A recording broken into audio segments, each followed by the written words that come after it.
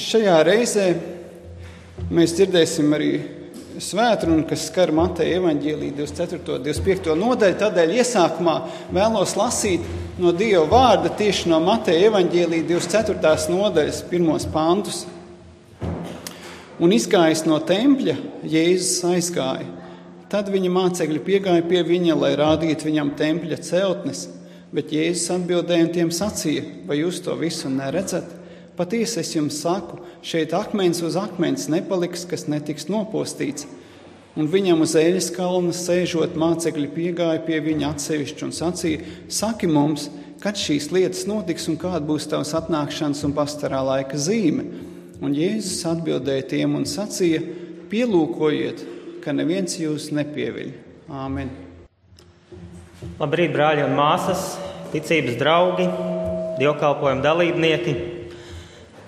Šorīt mēs pa miglu braucām, un zināmā mērā tas ir, kā apustulis Pāvils raksta, ka tagad mēs redzam neskaidri kā spogulī. Senāk spoguļi bija pulēts metāla plāksnes, kurā skaidru attēlu kā šodien mēs nevaram iegūt. Bet dažas lietas tomēr ir ļoti skaidras, vai ne? Apkārt ir migla, bet dažas lietas ir zināmas pavisam noteikti, ka tās ir un būs. Šorīt es zināju noteikti, ka šeit dievnamā būs man brāļi un māsas, un ka notiks dievkalpojums. Kaut liekas, ka Valmiera vispār vēl nav pamodusies, tikai reta automašīna bija redzama. Un arī dzīvē, kur mēs daudz ko nezinām, kas notiks rīt, parīt, aizparīt. Mēs to zinām tikai lielos vilcienos, bet dažas lietas ir pavisam skaidras. Kaut vai tas, ka Kristus nāks. Mēs precīzi nezinām laiku un kad tas notiks, bet mēs noteikti zinām, ka viņš nāks. Tas ir pavisam noteikti zināms. Šajā rītā es domāju par šo tematu un aicinu arī mūs visus pārējos domāt līdzi. Vai mūsu dzīvē ir ērtības, jeb priekšmeti un lietas, kas mums var palīdzēt un reizē var arī traucēt? Piemēram, automašīna, jauka lieta, vai ne? Es domāju, daudzi no mums šorīt atkļuva ar automašīnu vai autobusu vai personisko transportu. Bet, piemēram, pieņemsim apstākļus, ka tavs auto iestieg, jeb saplīst kādā vientuļā vietā, ziemā, naktī, kad apkārt ir augsts. Vai tad tavs auto ir, kas tev palīdz, jeb kas tevi traucē?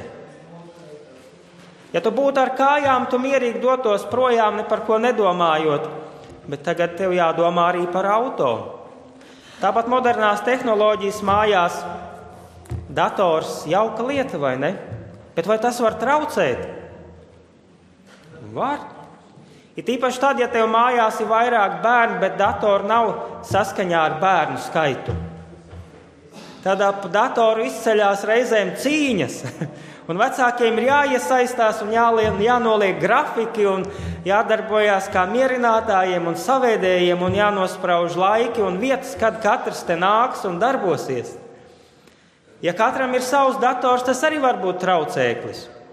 Jo tad katrs sēž savā interneta vietnē, darbojās ar savām lietām un ģimenes locekļi savā starpā nesazinās.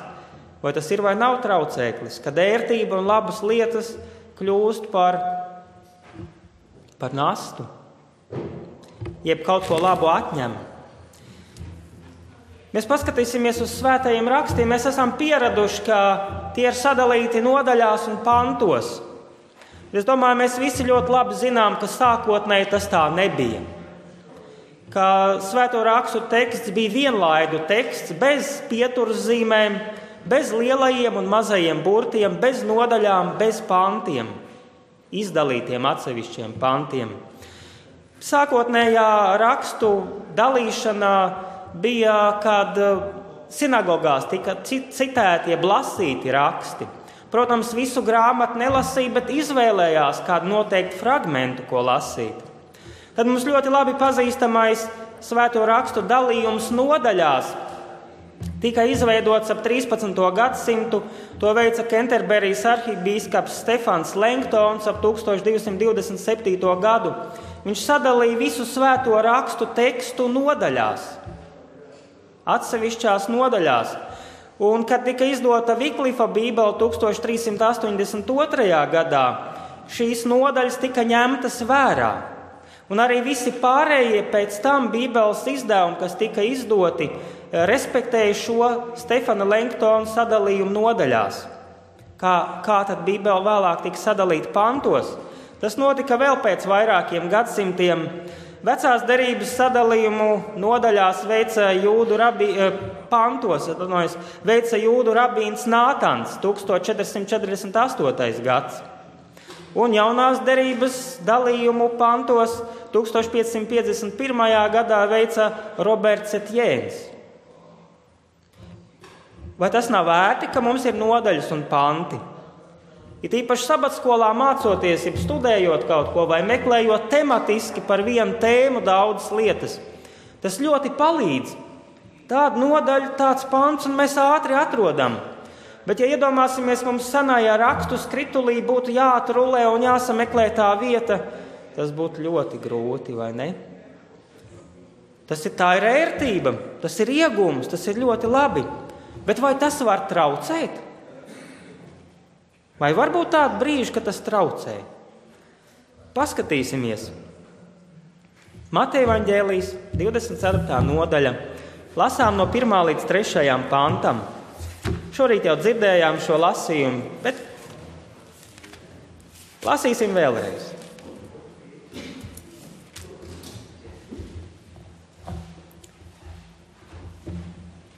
Jēzus izgāja no tempļa un devās projām. Tad mācekļi gāja pie viņa, lai norādītu uz tempļa būvēm. Bet viņš sacīja: vai jūs visu šo redzat? Patiesi es jums saku, te akmens uz akmens nepaliks, netiks atstāts, kas netiks nopostīts. Kad viņš sēdēja Olīvu kalnā, mācekļi gāja pie viņa atsevišķi un jautāja: saki mums, kad tas notiks un kāda būs tavas atnākšanas un laika piepildījuma zīme?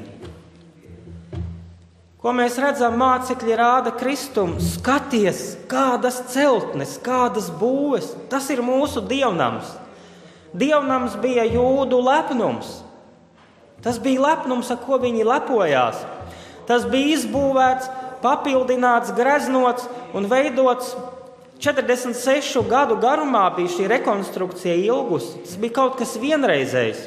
Un kad Kristus saviem klausītājiem teica: nuplēsiet šo namu un es to 3 dienās uzcelšu, tad viņa klausītāji teica: tā, pa ko te viņš runā? 46 gadus tas ir būvēts, izbūvēts. Kā to var izdarīt 3 dienās, kas ir darīts 46 gados? Un viņi lepojās ar dievnamu. Ko vēl mēs šeit ieraugām? Mācekļi uzskatīja, ka dievnama izpostīšana ir nesaraujami saistīta ar pasaules galu un Kristus atgriešanos. Priekš viņiem dievnama izpostīšana, tas bija vienlīdzīgs pasaules galam. Vai tā bija taisnība?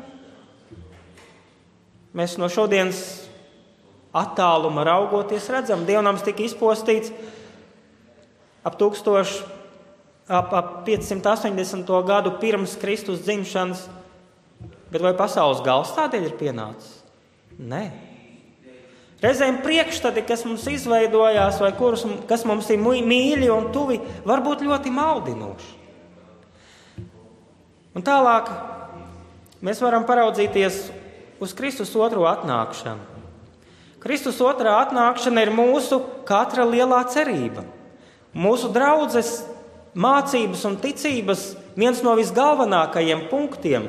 Mūsu draudzes izcelšanās iemesls, kad pirmie adventisti bija tie, kur gaidīja Kristu atnākam, tādā veidā izveidojās arī adventistu draudze kā tāda, kā kustība, vēlāk draudze. Un es domāju, ka Kristus otrā atnākšana arī mūsu katra lielā cerība, vai tā ir vai nav. Ļoti interesants ir vērojums, kā šī cerība uz Kristus atnākšanu, uz miesas pārvēršanu un atjaunošanos, kā tas ir saistīts ar vecumu. Un mans vismaz novērojums ir tāds, ka gadiem ritot un matiem kļūstot sirmākiem un skaitā mazāk, un par tiem, jeb tām, ko Salamans mācītājs tēlaini sauc par malējām dzirnavās, kļūstot skaitā, sarūkot, kļūstot mazāk. Mūsu cerība uz Kristus otrā atnākšana kļūst arvien nozīmīgāk, un mēs arvien vairāk par to domājam. Tas mums ir daudz lielāks mierinājums, daudz lielāka cerība. Tā ir vai nav? Jauniem to būs grūti pateikt, tiem, kas ir piedzīvojuši daudzus gadus, vai mums tā ir vai nav. Kad bijām jauni, vai nebija tā, kad esam spēka pilni, mūsu priekšā visas durvis ir vaļā, visas iespējas. Mēs esam mācījušies, mēs esam bijuši klausījuši vecākiem. Tagad mēs gaidām, kad nāk tā dzīve, kad paši varēsim darīt, kā gribam. Mēs varēsim izvēlēties dzīves draugu un vadīt laimīgu ģimenes dzīvi kopā ar viņu. Protams, Kristus atnākšanai arī ticīgi jauniešu dzīvē ir nozīme. Bet katrā ziņā, ja salīdzina ar tādiem sirmiem gadiem, sirmo matu gadiem, tas ir savādāk. Varbūt pat ir tā, ka ir duālas jūtas. Jaunieši un mēs, kas esam bijuši jauni kādreiz, vai tā nav bijis? Tu vēl neesi precējies, meklē dzīves draugi, ja esi atradis, un tagad domā par Kristus otro atnākšanu. Bet ja Kristus atnāks ātrāk, nekā es esmu paspējis atrast dzīves draugu un piedzīvot ģimenes svētību un laimi, vai tas nebūs priekš manis zaudējums? Vai mūsu dvēsele emocionāli nesauc: kungs, pagaidi, lai es paspēju apprecēties un piedzīvot ģimenes laimi? Vai kādam no mums tā ir bijis, vai mēs šobrīd kāds kaut ko tādu piedzīvojam? Vai varbūt cilvēki ir sadarinājušies un viņa kāz diena ir priekšā? Un ja Kristus atnāk, debesīs ne precējies, ne tiks precēti, viņi būs šķirti viens no otra. Kā tas būs? Kādas ir jūtas var būt duālas? Protams, mēs zinām, ka svētie raksti saka, ka Dieva valstībā tur ir tas, ko acis nav redzējusi, ko auss nav dzirdējusi, kas nevienas cilvēka sirdī pat nav nācis, ka tur ir apbrīnojami skaista vieta, ka tur ir apbrīnojamas lietas, ka tur nevis zaudē kaut ko, bet iegūst. Un neko labu, kas cilvēkam šajā dzīvē varbūt ir bijis, Dievs jau tur neatņems. Neko, kas mīļš un tūs, mums Dievs neatņems debesu valstībā, izņemot, ja mums ir kāds mīļš vai tūs grēks.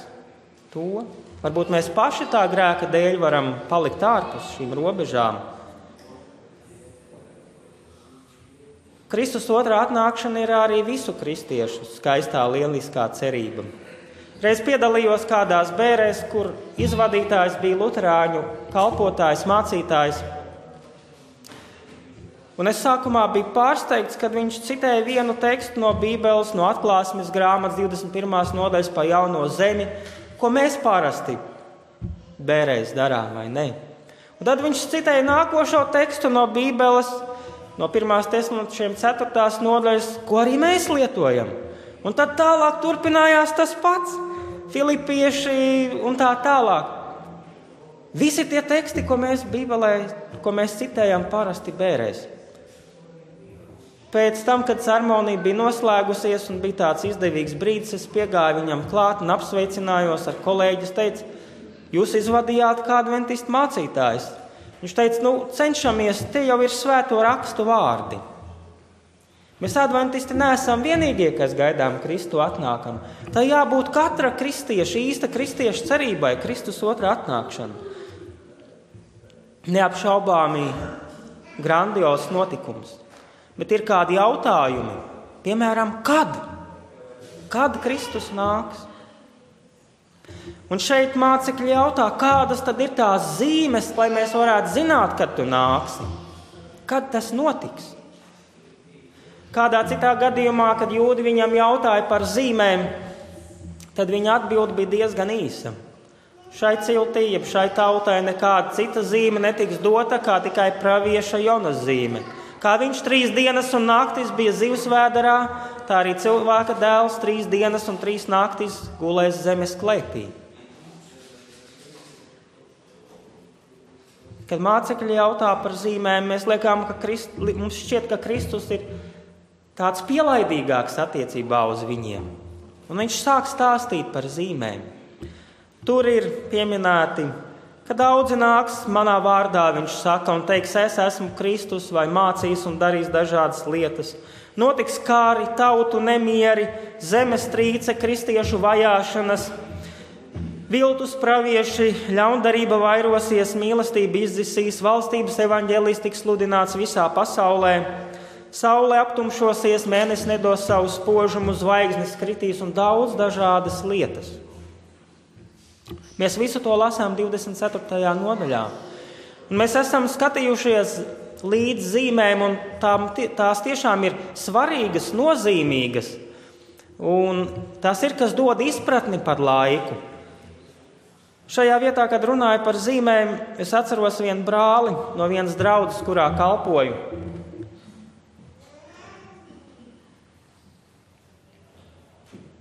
Viņš bija ļoti sirsnīgs. Tagad, ja viņš gaida Kristu atnākam, priekš viņa laiks ir beidzies. Viņš bija ļoti sirsnīgs, draudzīgs, līdzjūtīgs, izpalīdzīgs un tā tālāk. Bet viņam ļoti patika uzsvērt, ka Kristus nāks drīz, un tas ir labi, vai ne? Un viņš vēroja zīmes, viņš klausījās radioraidījumus, televīziju un tā tālāk, visu informāciju vāca, ko bija iespējams saņemt. Un kad mēs satikāmies, viņš stāstīja, Kristus nāks drīz, tāda zīme piepildās un tāda ir piepildījusies. Nu, varbūt vēl pusgads vai gads, varbūt 3 mēneši un Kristus būs klāt. Un es biju saskarē ar viņu 15 gadus un bieži satikos. Un dzirdēju visu laiku vienu un to pašu. Tas ir piepildījies, pusgads, varbūt gads, varbūt 3 mēneši un Kristus būs klāt. Bet, kad tu 15 gadus klausies to, ka varbūt pusgads un gads, bet varbūt 3 mēneši un Kristus būs klāt, kas tad notiek?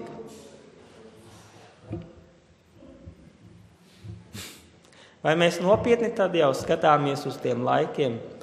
Un ja cilvēks neko nezina, viņam nav pamata Bībelē, viņš ir tāds, kurš pirmo to uzzina, un kāds ticīgais viņam saka, redzi, tas un tas piepildās, varbūt pusgads, varbūt gads, varbūt 3 mēneši tikai, un Kristus būs klāt. Un paiet tie 3 mēneši, un paiet tas pusgads, un paiet arī gads, un paiet 2, un nenotiek, viņš saka, zini, tas kristīgais melo. Es nekam, ko viņš runāja, neticu. Mums ir jābūt šajā ziņā uzmanīgiem. Mēs nedrīkstam pat orientējoši kaut kādus laikus nolikt un teikt, varbūt 5 gadi, varbūt 10, un tad Kristus būs klāt. Paiet arī tie 5 gadi un paiet tie 10 gadi, kā cilvēks, ko es ļoti cienu, joprojām pirms gadiem 20 teica, redzi, kā viss piepildās, kā viss notiek. Padomība pēkšņi visa kļūst brīva bez kaut kāda bruņota spēka pielietošanas, var milzīgā teritorijā sludināt evaņģēliju. Tāda ir viena no pēdējām zīmēm, kas ir teikts, ka evaņģēlijas, valstības evaņģēlijas tiks sludināts visā pasaulē. 5 gadi, varbūt 10, bet 10 garākais periods, un tā noteikti Kristus būs klāt. Kopš tā laika ir pagājuši 20. Es joprojām šo cilvēku cienu. Bet nekad mums nevajag censties noteikt laikus. Un Kristus par to brīdina Mateja evaņģēlija 24. nodaļas 36. pantā. Bet stundu un dienu neviens nezina. Un tas nozīmē tikai burtiski stundu un dienu, arī gadu mēs nezinām. Jā, zīmes ir svarīgas. Tās mums jāņem vērā, mēs daudz ko tur varam iemācīties. Un tad nāk mūsu jautājums, vai Bībeles sadalījums nodaļās mums var traucēt. Mēs uztveram, ka nodaļas ir iedalījums, kas apvieno kādu vienu tēmu, jeb notikumu. Un tagad, neskatoties Bībelēs, vai mēs varam pateikt, kur beidzas Kristus atbilde uz mācekļu jautājumu? Vai 24. nodaļas beigās, vai nē? Kur beidzās, neskatoties Bībelēs, kur beidzās Kristus atbilde? Vai 24. nodaļas beigās, jā vai nē? Kristus atbilde beidzās 25. nodaļas beigās. Un es arī ilgus gadus tā lasīju, ka viss, ko viņš gribēja mācekļiem pateikt par savu otro atnākšanu, ir lielākoties zīmes. Un viņa atbilde beidzās 24. nodaļas beigās. Bet, kad mēs skatāmies uzmanīgi un lasām 25. nodaļu, tad redzam, ka Kristus atbilde turpinās. Un tā noslēdzās tikai 25. nodaļas pašās beigās. Vai ne? 24. nodaļas beigās jau ir runa par to, līdzība par kādu pārvaldnieku, kuram ir uzticētas lietas, bet viņa kungs ir aizceļojis un ilgi neatgriežās. Un viņš sāk nolaidīgi pildīt savus pienākumus. Un tad, kad viņa kungs nāk, viņš tiek pārsteigts, ka viņš nav ticis galā ar to, kas viņam bija uzticēts. Un tad 25. nodaļā seko vēl 3 līdzības. Es domāju, mums adventistiem ļoti labi zināmas. Viena par 10 jaunavām, otra par ko? Par talantiem, jeb naudu, ko nama kungs aizejot, izdala cik cilvēkiem? Vienam 5, otram 2, trešam 3 cilvēkiem, ja? Un tad vēl viena līdzība, jeb stāsts par izturēšanos pret tiem, kas cietumā, badā, neapģērbti, grūtībās un tā tālāk. Un tad, kad mēs skatāmies uz šo, tad mēs redzam, ka būtībā tas, ko Kristus gribēja pateikt, bija tās līdzības, bet tas, ko mācekļi gribēja dzirdēt, bija tās zīmes. Un Kristus arī viņiem deva tās zīmes. Bet tas galvenais, ko viņš pats gribēja pateikt, ir 24. nodaļas pašās beigās un 25. nodaļā šīs 3 līdzības. Jūdiem zīmes un laiki bija ļoti svarīgi, un Kristus neignorēja šo viņu īpatnību. Arī mums, kā adventistiem, zīmes un laiki ir ļoti svarīgi. Bet šis Kristus aicinājums, ja brīdinājums pastāv aiz zīmēm un laikiem, neignorēt varbūt tās lietas, kuras ir svarīgākas vēl par zīmēm un laikiem. Par ko runā 24. nodaļas pēdējā līdzība? Par to, kā es izturos pret cilvēkiem, kas ir man padoti, kuri atrodas manā atbildībā, jeb kuru aprūpe ir manā atbildībā. Kas tie varētu būt? Ja mēs esam vecāki un mums ir bērni, tad tie ir noteikti bērni, par kuriem mums ir jāgādā un jārūpējās. Ja mēs esam darbā administratori, priekšnieki vai vadītāji, tad tie ir mūsu padotie, par kuriem mums jārūpējas. Ja mēs sabiedrības sociāli ekonomiskajā līmeņojumā atrodamies kaut kur augstāk par citiem, tad tie ir cilvēki, kuriem dzīvē nav izdevies izvirzīties, kuri ir palikuši kaut kur apakšējos slāņos. Kāda ir mana attieksme pret viņiem? Kā es uz viņiem raugos? Līdzība par 10 jaunavām ir ļoti interesanta. Bet šajā atkārtojās kaut kas no pirmās līdzības. Pirmajā līdzībā tur ir viens tāds vārds, ka tas nama kungs atstāja visu pārvaldnieku pāraudzībā, un viņš tā kā kavējās atgriezties. Līdzībā ar 10 jaunavām, ko mēs redzam, 10 jaunavas iziet līgavainim pretim, bet līgavainis atkal kavējās. Ko Kristus ar šīm līdzībām gribēja pateikt? Viņš gribēja pateikt to, ka varbūt mēs cilvēcīgi gaidām viņa atnākšanu ātrāk, nekā tas patiesībā notiks. Kad mēs lasām apustuļu Pāvila vēstules un skatāmies uz mācekļu darbošanos, ko viņi domāja un cerēja, ka Kristus atgriezīsies viņu dzīves laikā, pirms 2000 gadiem. Vai ne? Ja mēs skatāmies paši uz savu dzīvi, vai mēs arī necerējām, kad notika liela atmoda mūsu valstī, milzīgā teritorijā tobrīd, ka Kristus var atnākt ātrāk? Vai ne? Droši vien.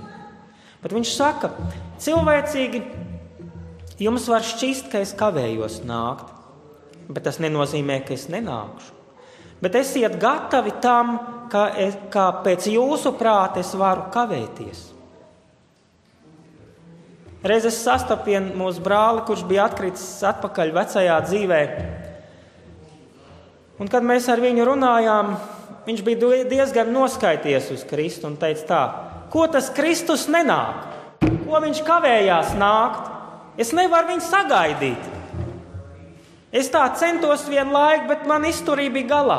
Es vairāk nevaru. Vai nav tā, ka mēs cilvēki visu gribam ātrāk? Nopirkt ātrāk, piedzīvot ātrāk, izdzīvot ātrāk. Uz to norāda arī produkti, kurus mēs iegādājamies veikalā. Ātri vārāmās pārslas, ātri vārāmās nūdeles, makaroni un tā tālāk. Zupa, kas uzreiz ir gatava, uzvārti ūdeni un uzlej virsū, pagaida 2 minūtes un viss kārtībā. Nav jāvār katlā, jāgriež kartupeļu, burkānu, kāpostu un tā tālāk. Pusstunda, jeb stunda jāgatavo. 2 minūtes un zupa jau ir kārtībā. Mēs cilvēki visu gribam ātrāk. Arī Kristus, lai nāk, mēs gribam ātrāk. Ir tīpaši, kad mati sirmi un kļūst mazāk un jūtam spēks iet mazumā. Bet Kristum, Dievam ir savs laiks. Viņš saka, mēs nezinām ne laiku, ne stundu, kad tas notiks. Un arī viņš saka, redziet, tās līdzības, viņš stāst par to, ka cilvēcīgi var likties, ka viņš kavējās. Ka var pat rasties šaubas, vai viņš atnāks. Vai tevī nav izraisījušas pārdomas Kristus vārdi, es nāku drīz? To viņš saka saviem mācekļiem. Un paiet 2000 gadi, un viņš nav atnācis. Vai tas ir drīz? Kad sieva man sauc pusdienās, es atbildu, es eju, tūlīt eju.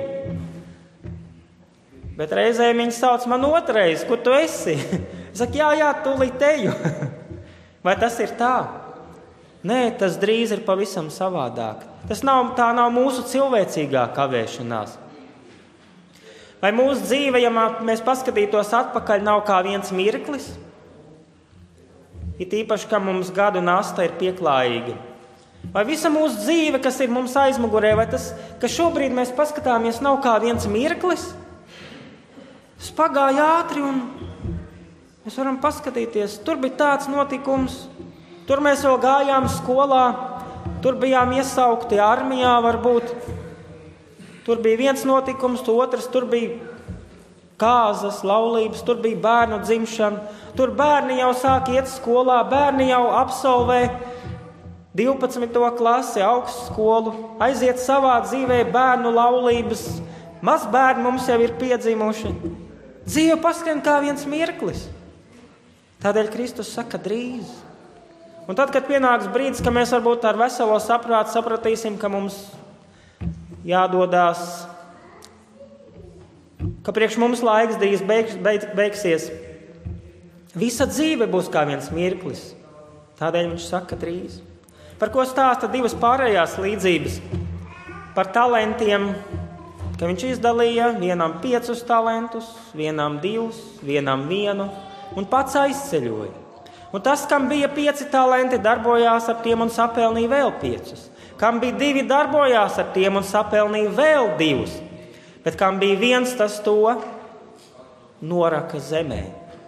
Un tad, kad nama kungs atgriezās, tas, kas bija darbojies ar 5, viņš bija sapelnījis vēl 5, viņš atnec 10 un teica, lūk, šeit ir atskaita par manu darbošanos. Tu ideju 5, es darbojos, te ir vēl 5, 10 talanti, es tev atgriežu atpakaļ. Un ko viņa kungs atbildēja? Malacis, labi. Ieej sava kunga priekā. Un tad atnāca tas, kam 2, viņš sapelnījis vēl 2 un atneš 4. Un viņš saņem to pašu. Ieej tā kunga priekā, un tad atnāca tas, kam bija 1. Un ko viņš teica? Es tevi pazīstu kā bargu cilvēku. Tu pļauj, jā. es tevi pazīstu, kāds tu esi. Es baidījos.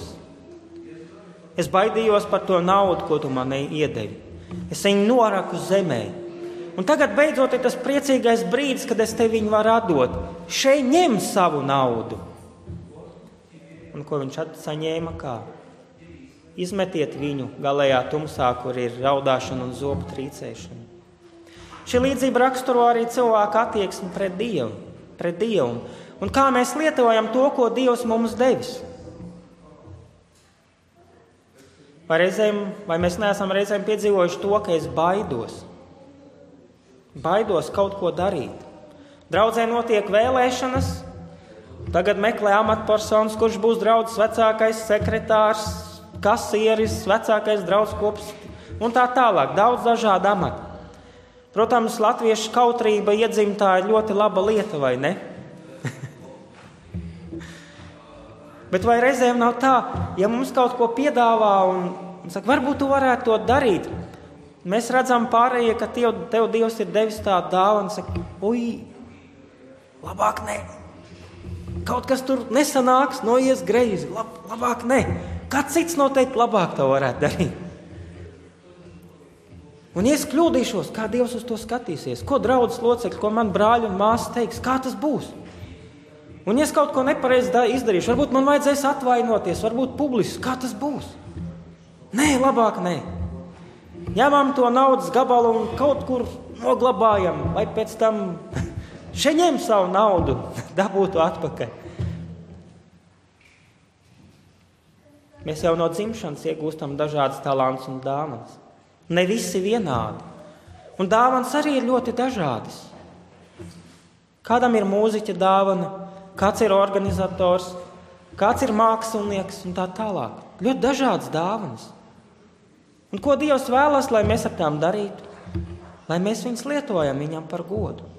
Kad mēs kļūstam par Dievu bērniem, kļūstam draudzes locekļi, saņemam gara augli, lai spētu būt pastieši kristieši, un saņemam gara dāvanas. Un pirmajā vēstulē korintiešiem, tur 12. nodaļa saka, ka ikvienam ir dota gara izpausme. Vai draudzē ir kāds cilvēks, kuram nav Dieva gara dāvanas? Ja svētie raksti saka, ikvienam dota gara izpausme. Ikvienam. Nevis dažiem, nevis 10, 200 cilvēku draudzē vai 50, bet katram, visiem. Un Dievs vēlas, lai mēs ar to darbojamies, lai mēs ar to rīkojamies, lai mēs nebaidāmies. Un ja arī mēs kļūdāmies, lai Dievs nepiedod. Ja mēs esam gribējuši labu, bet ir iznācis savādāk, neteiksim kā vienmēr, bet savādāk. Vai apostols Pāvils savā dzīvē nekļūdījās? Kļūdījās. Viena ļoti nopietna kļūda viņa dzīvē bija.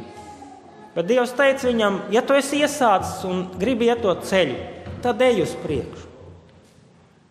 Ja tā esi izvēlējies, tad uz priekšu. Un pēdējā līdzība. Kā tu izturies pret tiem, kas ir cietumā, kas ir nabadzīgi, kas ir kaili, kā to laik mēdz būt, kas ir dažādās grūtībās. Jā, varbūt tās vajadzības ir tik lielas, ka mēs saprotam, ar saviem spēkiem mēs tās nespējam pipildīt. Ar tiem resursiem, kas ir mūsu rīcībā un draudzes rīcībā, tas nav iespējams. Un to nācēju un prasītāju tu sāc dot, tad kļūst tik daudz, ka tas jau kļūst par nastu. Tu esi to piedzīvojis. Ja tu sāc dot, tad tev nāk un prasa vien vairāk un vairāk un vairāk. Jā, protams, ja tautas valodā sakot atšuj, saka, kas man par daļu ar tevi, ej, kur es nācu, neko tu nedabūsi. Jā, tad tie nācēji noplūk, un viņi arī vairāk nenāk. Bet ja tu sāc dot, tad tev nāk vien vairāk un vairāk un vairāk. Tu nevari, vairs jau nav ko. Protams, tajā lietā ir jābūt sabalansētai attieksmei pret savu ģimeni un pret vajadzībām, kas ir apkārt, kas ir draudzē, kas ir ārpus draudzes. Nevar tā, ka pateikt sievai, zinu, ko visu algu es jau atdevu, kamēr nācu uz mājām. Izņēmu bankomatā, un tur viens bija klāt, un otrs bija klāt, un trešais bija klāt. Un ko mēs visu mēnesi darīsim? Man maciņš ir tukšs, plastikāta karte arī ir 0, kad uzspiež tos ciparus. Tā arī nevar rīkoties. Visur ir vajadzīga mērenība, sabalansētība un arī gudra rīcība. Reizēm pasaules bērni ir gudrāki par Dievu bērniem. Tas Svētie raksti saka. Es kādreiz domāju, kā var palīdzēt visiem tiem cilvēkiem, kas nāk un prasa. Šodien noteikti tik viens Latvijā zina, ka ir tāds portāls ziedot.lv.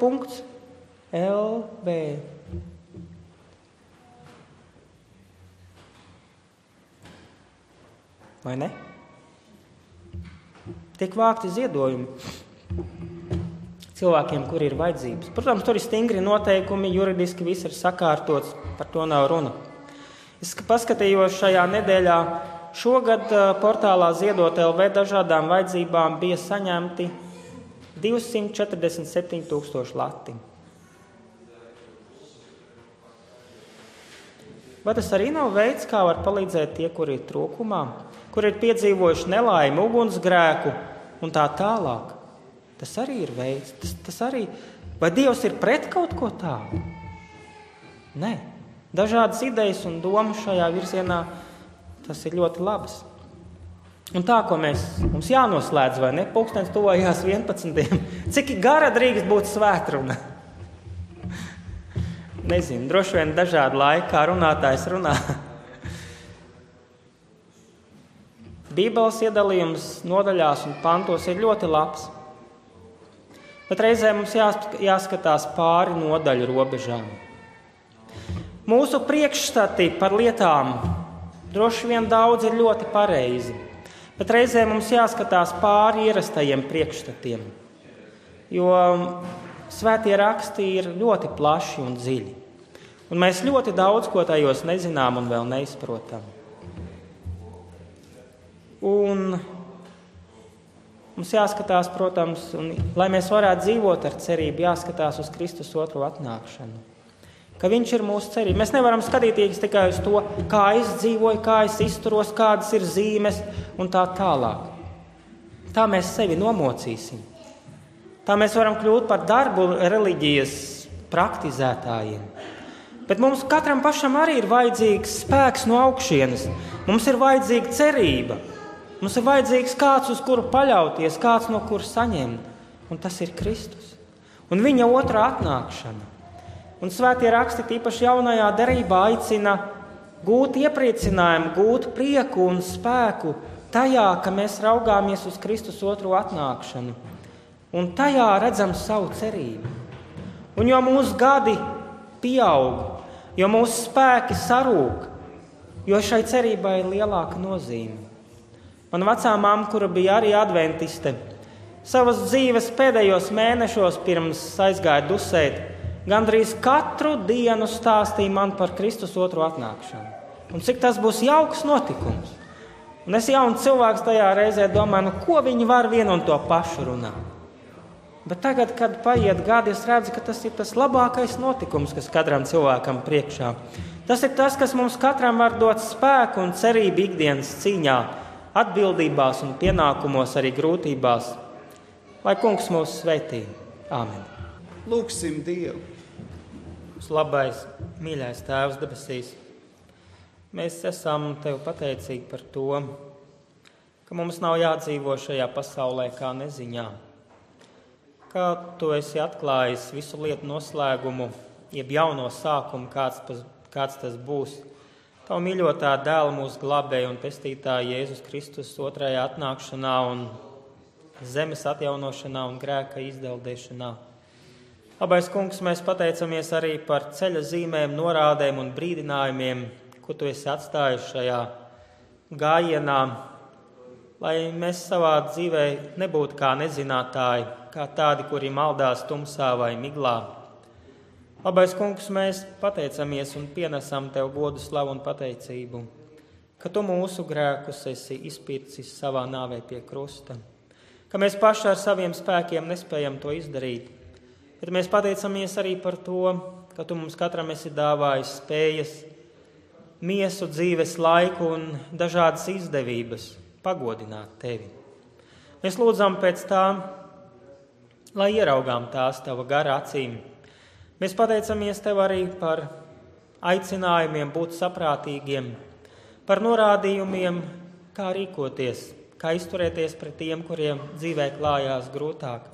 Mēs lūdzam pēc tava gara klātbūtnes, pēc tavas žēlastības, lai spējām līdzi just tie, kuri ir slimi, kuri ir nespēkā, kuri ir piedzīvojuši grūtības, arī pašu savu grēku un pārkāpumu dēļ.